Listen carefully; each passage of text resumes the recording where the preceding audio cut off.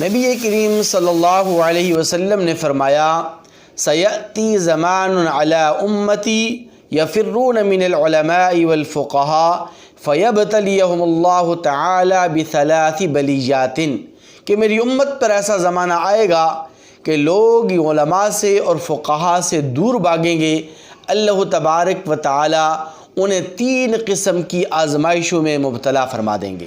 Number 1، یرفع البرکۃ من کسبہم، ان کی کمائی سے برکت اٹھ جائے گی۔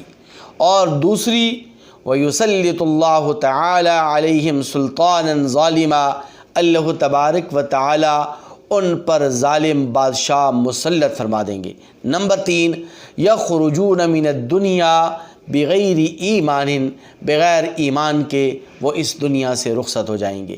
اس لیے علماء کی قدر کریں اور علماء کی صحبت کو ترجیح دیں۔